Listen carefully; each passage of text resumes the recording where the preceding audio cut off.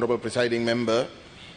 I am fully aware, sir, that a number of speeches that I make in this House don't go down quite well, particularly with members of the government side.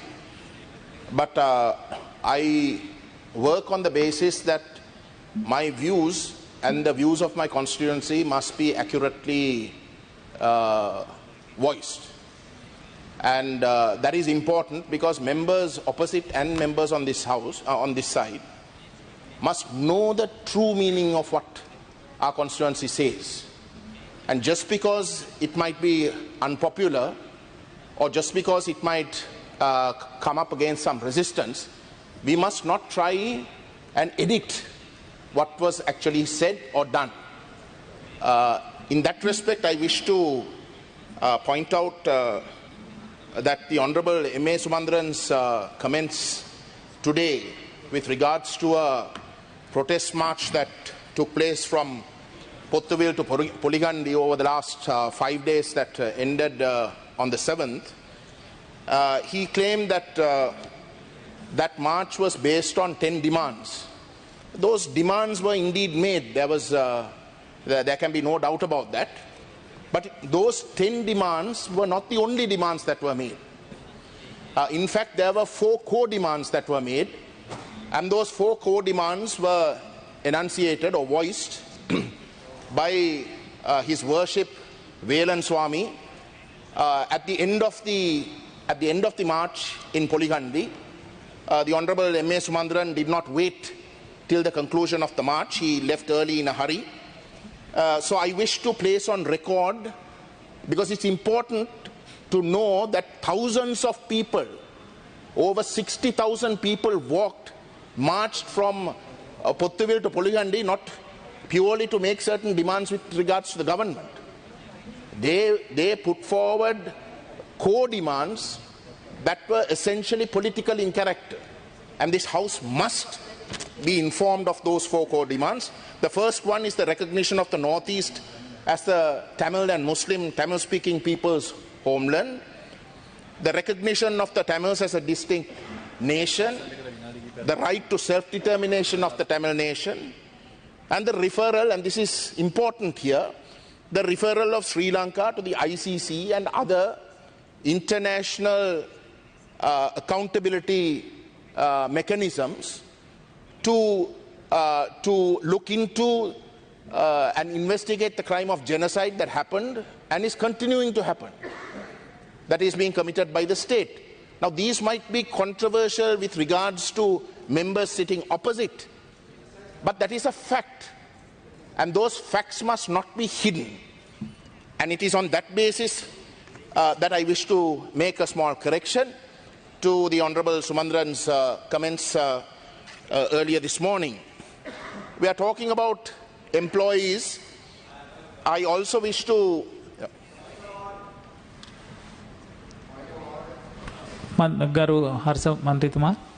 Honourable Member, I wish to ask the Honourable Member, he made a reference to genocide and he said happening now. I would like him to clarify whether he meant now or what he really means by genocide, Honourable Chairman. Thank you.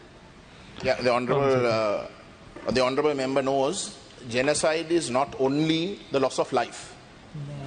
When you target a particular national group in order to get rid of that identity as a nationality, that amounts to genocide. So whilst the targeting of lives happened right up till 2009, the complaint that Mr. Sumandran was making with regards to those 10 demands was with regards to the systematic dismantling of the existence of the Tamils as a nation within the Northeast. Colonization is taking place through the archaeological department, various activities with sinister motives are taking place. So it is with regards to the continuing process of dismantling the identity of the Tamils that we say that the act of genocide is continuing. Now, I only have 7 minutes. If your party will give me the rest of the time, I'm quite happy to answer your questions. Okay. Right. I mean, the way, the way we understand the word genocide, honorable member, is a deliberate killing of a large number of people from a particular group. No, if you read Article 5 of the Rome Statute, it'll make it very clear, honorable member. I have very little time. I just want to make this point also. You see, with regards to employees, I wish to make this point that I want 5 minutes because 5 minutes of my time has been taken. Ajit. I'm quite happy to answer, but give me some time. Yeah, I also want to just tell you, honorable member, the word genocide means, for the benefit of my learned member, the word genocide means the deliberate killing of a large number of people from a particular nation or ethnic group with the aim of destroying that nation or group. Now, your assessment of genocide, the word, is used in a completely wrongful manner. So just make sure that that is corrected, because otherwise the whole, I think my honourable friend Harsha Silva also made the same point. So I hope that will be made clear to you. No, I'm quite happy to, honourable member, I'm quite happy to... I want 4 minutes, both sides have to give me 4 minutes, because I'm quite happy to accommodate them.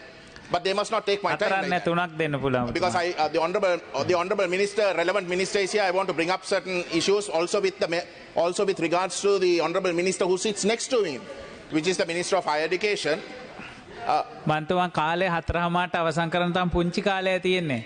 The definition of genocide is not what you say. That is a very non-legal definition. Kindly look at Article 5 of the Rome Statute. Now, can I continue with my... Mr. Honorable Member, the word genocide is, you can't use it loosely. I'm not using it loosely. I mean, they may not be in the using it government. loosely. With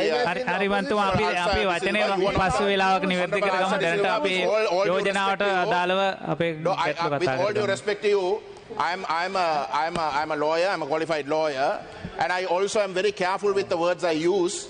I think you of all people know that I will not make baseless allegations. I was also witness.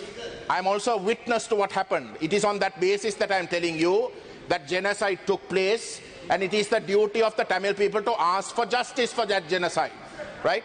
And continuing, when you dismantle the identity of a nation, as you yourself read, it is the destroying of whole or in part of that identity.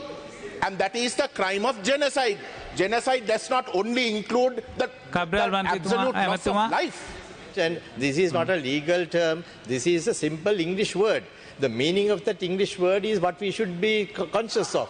And it should not be used in a loose manner. As my honourable friend Harsha Silva also mentioned, it must be used in the correct context and in the correct meaning. So if that is not done, it's Honourable Niwat Cabral, I think I'm more qualified to say, I'm more qualified to talk about the context in which the term is being used, because it's a legal term. It is a legal term, it is not a colloquial term. You all are giving colloquial interpretations to it. It is a legal term. And it is on the basis of that legal term that I am talking. Please look at Article 5 of the Rome Statute, and then we can have a debate on this. Why don't you ask your honourable frontbenchers to organize a debate on this? Why don't you ask your honourable members on the frontbenchers to organize a debate on this? Ask your president to also come and take part. He has a seat here. That will be a good idea. No, nothing to hide. No. Nothing to hide. Even better, why don't you sign up to the Rome Statute? Why doesn't the government sign up to the Rome Statute so that we can check? We can go to the ICC and actually find out whether genocide took place or not. Why are you running away from that?